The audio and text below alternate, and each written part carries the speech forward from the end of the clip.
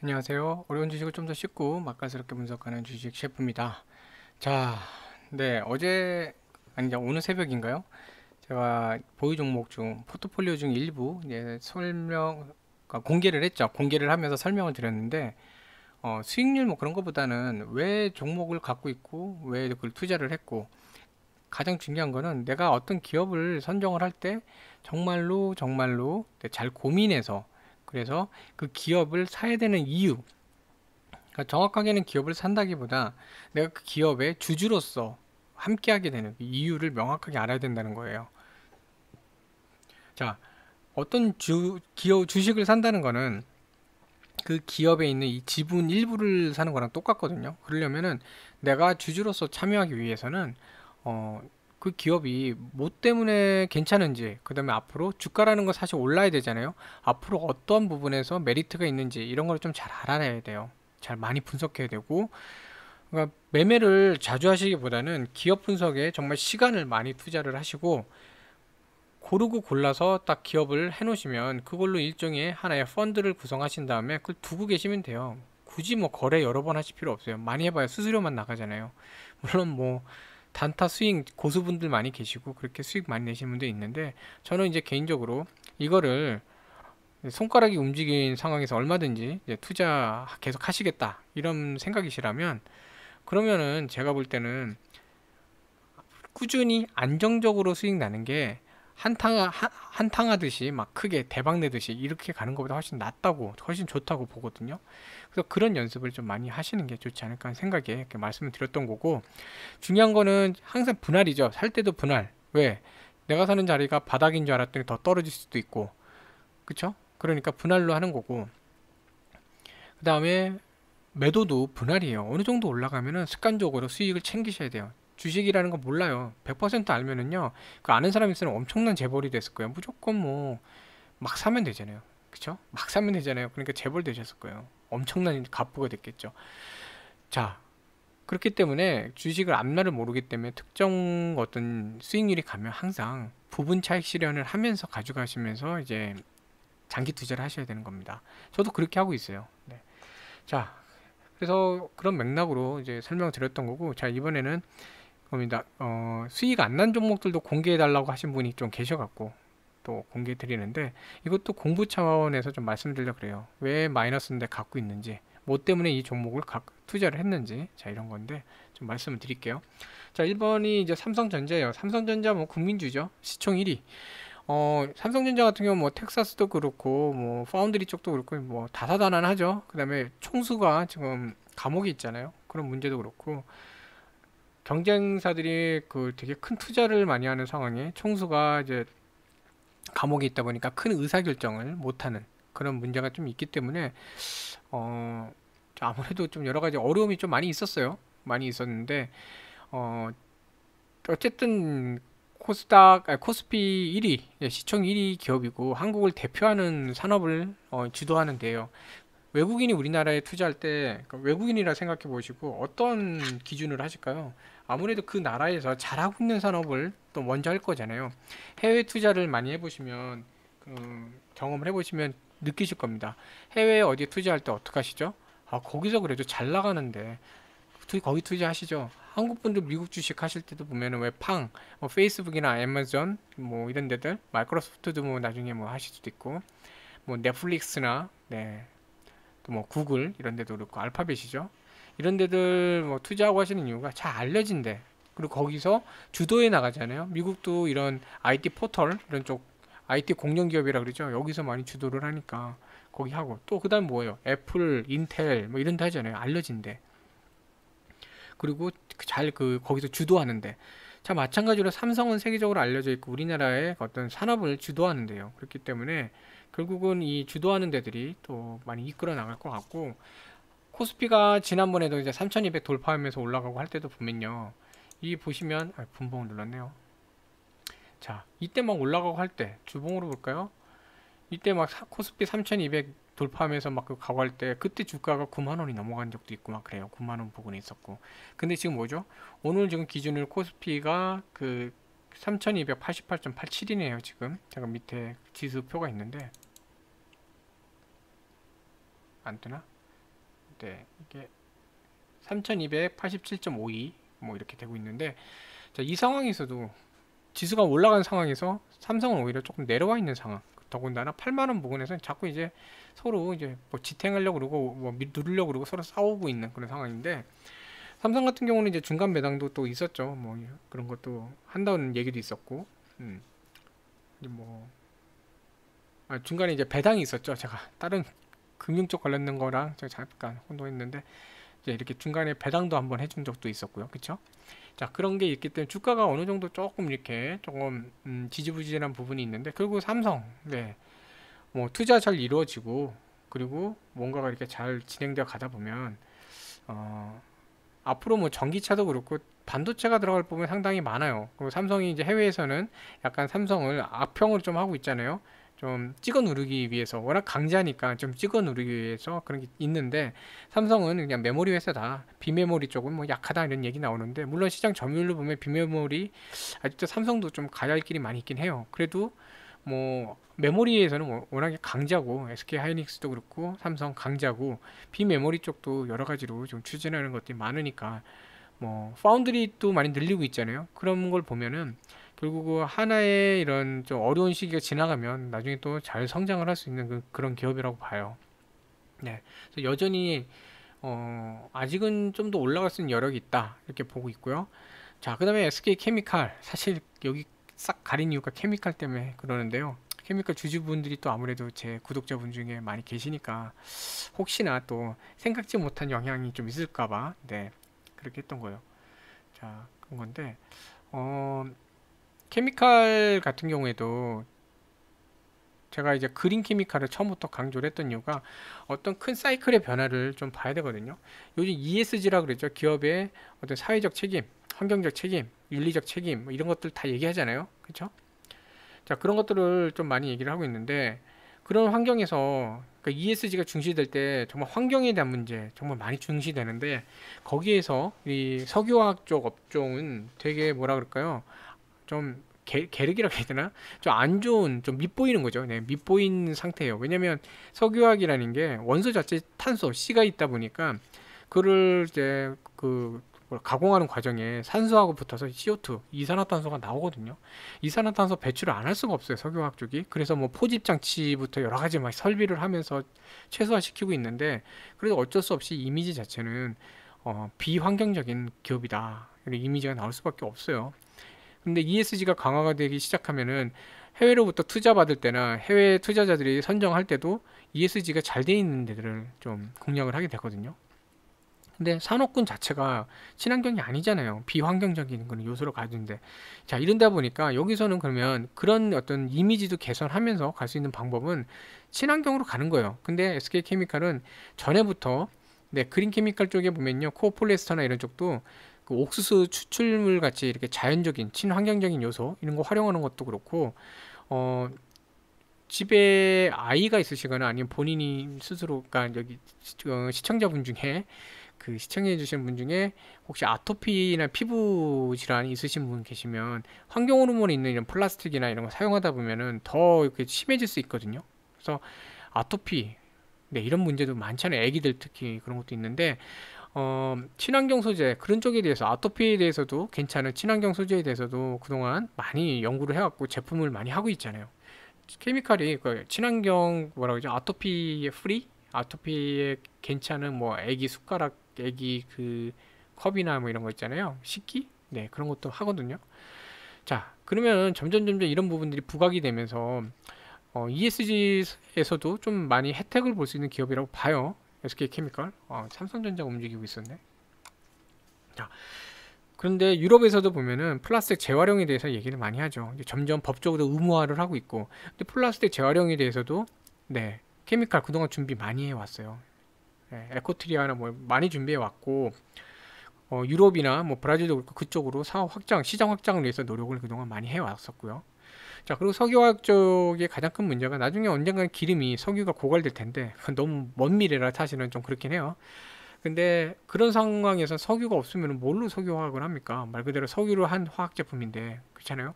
그렇기 때문에 그 대용품들 여기에 대한 연구도 많이 필요한데 거기에 대해서도 좀 많이 가고 있어요. 그러니까 한마디로 ESG를 중시하는 그런 세상, 점점 ESG를 중시하는 세상에 친환경적인 요소를 접근하는 그런 기업, 그리고 유럽이나 이런 데서 강조하는 폐플라스틱, 그러니까 플라스틱 재활용 이런 쪽 관련해서도 준비해 나가고 있는 기업. 그러니까 나중에 어, 케미칼 자체가 그런 환경적 변화 속에서 좀 혜택, 수혜를 많이 받을 수 있는 그런 기업이라 보고 있습니다. 그렇기 때문에 투자를 하고 있는 거고요.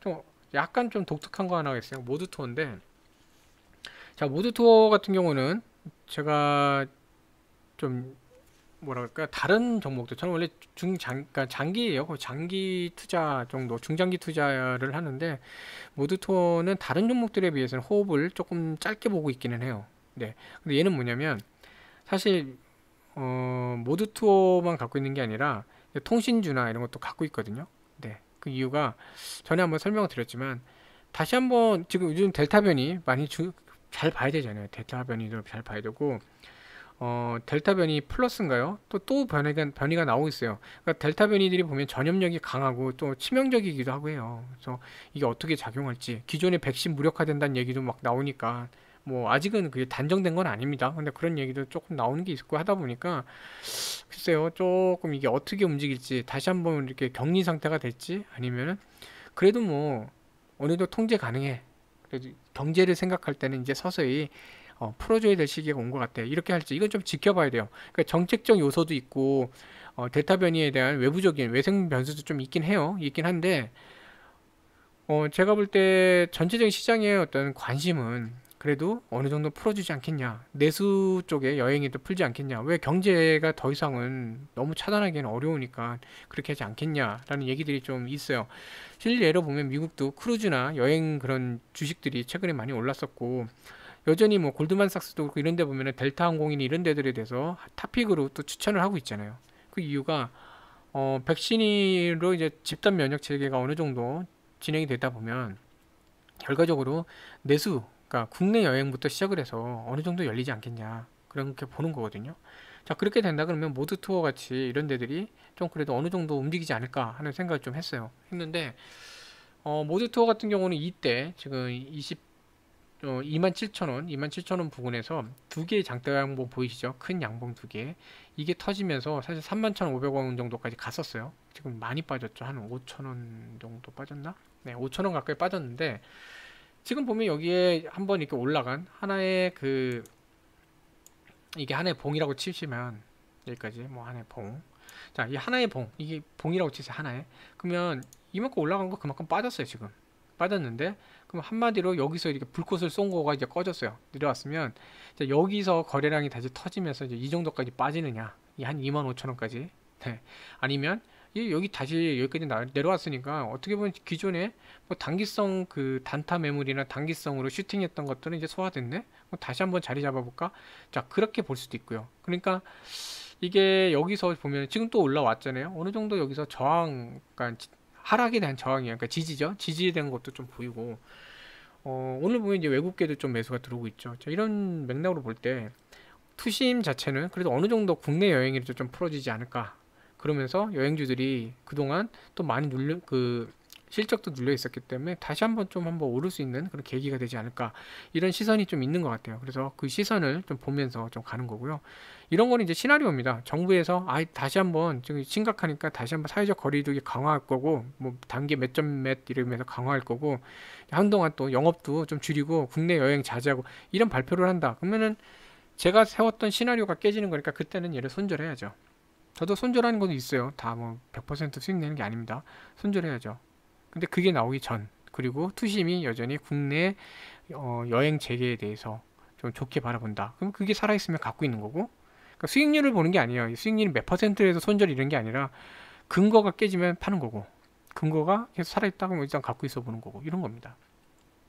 자, 현대모비스는 오늘 뭐 이렇게 들락들락 그러고 있는데, 모비스 같은 경우에는 사실은 전 되게 좋아하는 종목이고 미래에 되게 주인공이 될 거라고 보는 종목 중에 하나예요. 되게 심혈을 기울여서 기업 분석 예전에 했었잖아요. 몇 번 했었던 종목이고, 네, 전에 이제 보신 분도 계시고 이제 아직 안 보신 분도 계시겠지만, 전 개인적으로 현대모비스 미래에서 주도해 갈 수 있는 그런 기업이라 보고, 그 현대차 그룹이 지금 모빌리티 그 플랫폼 사업으로 전반 모빌리티 서비스죠. 플랫폼 사업자로 변신하고 있거든요. 변신하고 있는데 뭐 보스턴 다이내믹스도 그렇고 뭐 이런 거 다 매수하면서 로봇도 하고 AI도 하고 자율주행하고 막 그러고 있잖아요.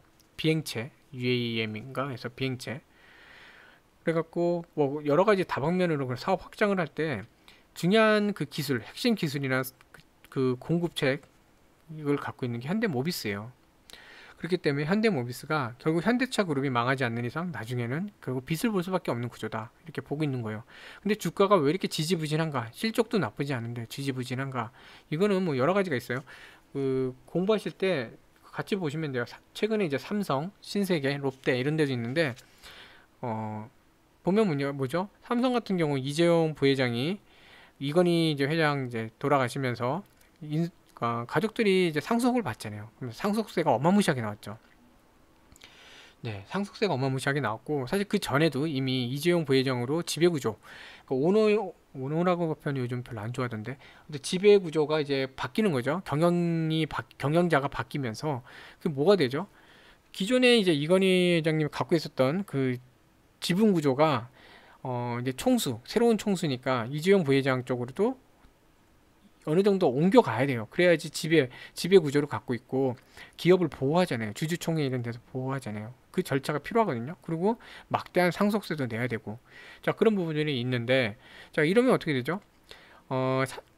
이 상속 구조에서 삼성물산, 그다음에 제일모직, 뭐 삼성 SDS 이런 데들이 서로 좀 많이 움직였죠. 그 순환 출자 구조도 있지만 기본적으로 지배 구조상 이 지배 구조에 뭐라 그럴까요? 지대한 영향을 주는 핵심 기업 여기에 대해서는 새로 물려받는 총수가 주식을 많이 확보를 해야 되잖아요. 앞으로 더 사야 되잖아요. 사면 어떻게 해요?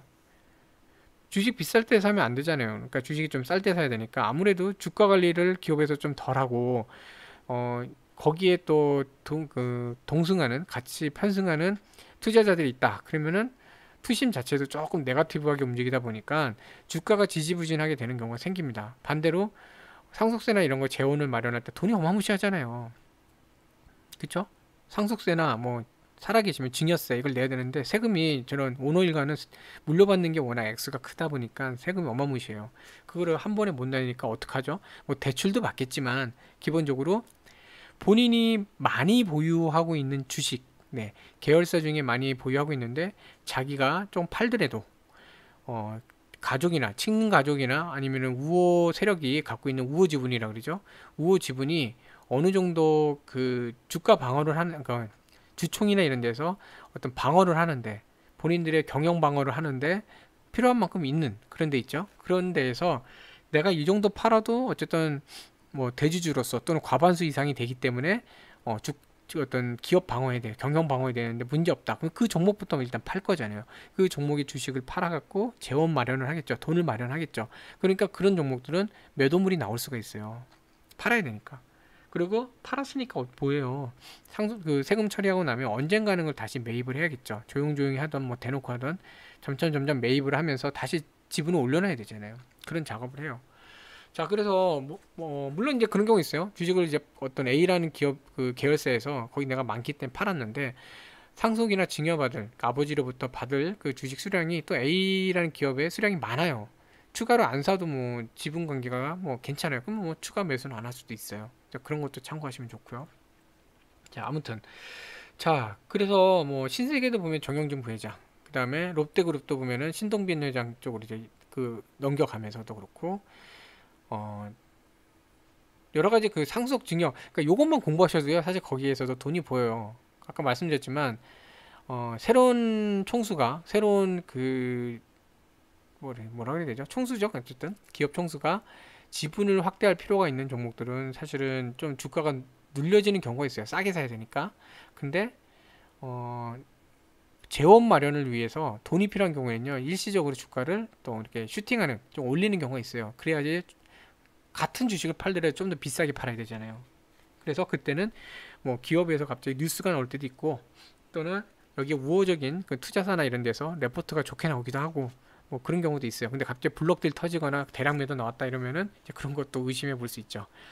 자, 그래서 뉴스에 다 나와요, 사실은요. 이거 보면은 상속이나 증여에 대한 재원 마련을 어디서 할 거다. 뭐 롯데그룹 같은 경우는 뭐 예를 들어 롯데 쇼핑이나 뭐 이런 것 많잖아요. 그 계열사 중에 어떻게 할 거다. 뭐 이런 것들 있죠. 신세계도 뭐 신세계 INC, 뭐 신세계 인터넷이 한번 쭉 있잖아요. 뭐 정유경 그 총괄, 네. 거기랑 뭐 해서 뭔가 그런 거 처리할 때도 그렇고 이 구조들 뉴스에 보면 다 나와요. 그래서 어디에 대해서는 지분 때문에 못할 것 같다. 또는 어디는 지분이 뭐 충분하니까 거기서 할 것 같다. 이게 다 분석된 거 나와요. 다 찾아보시면 있거든요. 그런 거 바탕으로 해보시면 또 좋아요. 자, 근데 얘기가 길어졌는데 현대모비스는 뭐냐? 정몽구 회장이 지금 일선에서 좀 거의 물러난 상태고 정의선 부회장이 이끌어가고 있는데 뭐 정몽구 회장도 네, 그 연세가 많으시잖아요. 그러니까 언제 또 어떻게 될지 모르기 때문에 결국은 정의선 부회장 쪽으로 전체적인 지배 구조를 이전하는 작업을 하고 있을 거예요. 네. 자, 근데 정의선 부회장, 지금 현대모비스 지분이 약하단 말이에요. 그러니까 이런 걸로 봐도 그렇고, 그리고 뭐죠? 본인이 재원 마련하기 좋은 뭐 현대글로비스나 뭐 그런 데들, 뭐 그것도 한번 다 찾아보시면은 지분 구조 있을 겁니다. 본인이 어느 정도는 좀 매도하면서 세금을 내기 위한 재원을 확보하기 괜찮은 종목은 단기적으로 조금 올라갈 수 있어요. 근데 이게 모비스도 그렇고, 네, 좀 핵심, 모비스는 또 현대차 그룹 내에서는 또 중간 지주사 역할도 하잖아요. 되게 중요한데, 어느 정도 지분을 또 마련하는데 또, 중요한, 그러니까 지분을 마련할 필요가 있는 이런 기업들은 기업 자체에서 주가를 부양시키기 위해서 주가 관리를 할 필요성이 좀 별로 없죠. 그러니까 내부적으로 아마 계속 작업이 있을 텐데 그거는 내부의 핵심 멤버만 알 거고 알 수가 없어요. 지금도 언제 마무리가 되는지 알 수가 없고. 근데 그런 게 이제 좀 마무리되다 보면 그때쯤이면 이제 움직이지 않을까 하는 생각이 좀 드는 겁니다. 저 개인적으로 그런 생각이 드는 거고. 그리고 어찌됐건 미래의 환경에서 자율주행차나 뭐 비행체들 날아다니고 뭐 이런 때 거기에 있어서는 어쨌든 현대모비스가 핵심 기술을 보유를 하고 있고 연구를 하고 있고 그다음에 나중에 이제 보유를 할 거고 그러면 시장의 키 플레이어로서 되게 부각을 나타낼 거고 그러면은 주가도 잘 움직일 거라고 봐요. 그래서 그런 맥락으로 그런 시나리오로 사실은 접근을 한 겁니다. 그래서 마이너스인데도 계속 보유하고 또 때로는 비중을 늘리고 자 이런 종목들 그래서 한번 좀 설명을 드렸어요. 그래서 왜 그랬는지 왜 그러는지 좀 설명드렸고 어, 다시 한번 뭐 똑같은 겁니다. 주식을 투자하실 때는 근거가 있으셔야 되고 시나리오가 있으셔야 되고 그 다음에 이 제가 설명드리려고 하다 보니까 나왔는데 수익을 보는 게 아니라 그 시나리오가 계속 지속되는지 그러니까 자기의 어떤 근거가 지속되는지 그게 깨지는지 그 중심으로 보시는 게 정말 좋아요. 네, 제가 해보니까 그렇게 하시는 연습도 되게 필요한 것 같습니다. 자 그렇게 해서 제가 이제 보유하고 있는 종목 중에 또 4개를 또 오픈을 했어요. 그러니까 어저께인가요? 이제 6개 16종목 중에 10개를 오픈을 했네요. 자, 그래서 뭐 이런 식으로 그러니까 뭐 지금 이게 뭐 수익률 자랑하고 뭐 수익률 뭐 깨진 것도 있는 거를 뭐 이렇게 창피하고 그런 게 아니라 제가 이제 강조드리고 싶은 거는 또 채널에 또 주식 공부하시는 분들이 많이 계시니까 또 그 몇 분은 되게 열정적으로 하세요. 그래서 더 알려드리고 싶어서 한 거고요. 다시 한번 이제 말씀드리지만 주식을 한탕주의로 가시면은 힘들어요. 마음도 힘들고 불안하고 몰빵하고 막 비투하고 이러면요 올라갈 때야 기분 좋지만 또 올라갈 때 보면요 수익이 막 30% 40% 나도요 딱 보면은 아 내일 떨어지면 어떡하지 지금 팔아야 되나 내일 떨어지면 어떡하지 예를 들어 그런 거예요 내가 지금 수익이 뭐 예를 들어 1억 투자해서 30% 3천만 원인데 아 지금 팔면 3천만 원인데 내일 떨어져서 얘가 2천만 원 되면 어떡하지 1천만 원 손해인데 수익금을 갖고 이미 수익인데 수익금 또 줄어들까봐 상대적 박탈감을 느끼면서 막 하세요. 그런데 또, 그럼 파세요. 그러면, 이거 팔았는데 지금 3천만 원인데 내일 또 올라서 이게 4천만 원 되면은, 어떡하지? 손해인데 또 오를까봐 또 상실감을 느껴요. 이러면요, 스트레스 받아서 주식 투자 못 합니다. 네, 어떻게 이걸 하겠어요? 그 편안한 마음으로 하셔야 돼요. 뭐 돈 더 많이 버는 사람 있으면 많이 벌었구나 축하해 주시면 되고요. 좀 덜 버신 분이 있으면은 가끔 뭐 위로주 한 잔 사주시면 되고 중요한 거는 납니다. 내가 편안하게 매매하셔야 돼요. 그러려면 수익을 보시기보다는 시나리오 어떤 근거를 바탕으로 매매를 하시고 그 다음에 특정 구간 되면은 수익 확정하세요. 돈 벌면 되는 거죠. 돈이야 벌면 돼요. 벌다 보면 늘어요. 계속 늘어요. 늘기만 하면 돼요. 자산이라는 건 마이너스만 안 나면 돼요. 단돈 1,000원이라도 늘어나면 돼요. 늘다 보면은 계속 늘어날 거고 그러니까 지속적으로 늘릴 수만 있다면 결국 자산 늘게 돼 있거든요.